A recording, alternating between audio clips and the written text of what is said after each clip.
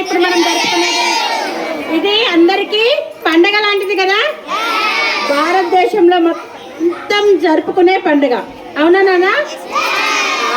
అయితే ఇది మనకు స్వేచ్ఛనిచ్చిన పండుగ. ఏంటిది? మనకు స్వేచ్ఛనిచ్చిన పండుగ. ఎవరి నుంచి స్వేచ్ఛను తీసుకున్నాం మనము?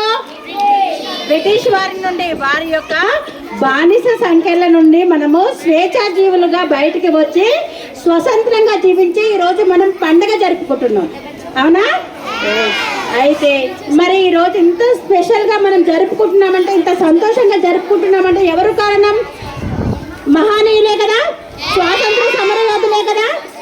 మరి ఆ రోజు వాళ్ళు మీలాంటి బాలలే కదా. మీలాంటి బాలలే ఒక పౌరుల్లాగా వాళ్ళకు ఒక బాధ్యత లాగా ఏం చేశారు? వాళ్ళు మనకి స్వేచ్ఛనిచ్చారు. మరి ఈ రోజు మీరు పౌరులు, రేపటి వీరులు కదా, అవునా కాదా? మీరేం చేయాలి? భారతదేశం గర్వించేటట్టుగా, మన స్కూల్ యొక్క ప్రగతిని పెంచేటట్టుగా మీరేం చేయాలన్నా ఒక ఉన్నతమైన శిఖరాన్ని చేరుకొని భారతదేశ గౌరవాన్ని, మన స్కూల్ యొక్క ప్రతిష్టని, గౌరవాన్ని పెంచుతారని ఆశిస్తున్నాను. జై హింద్.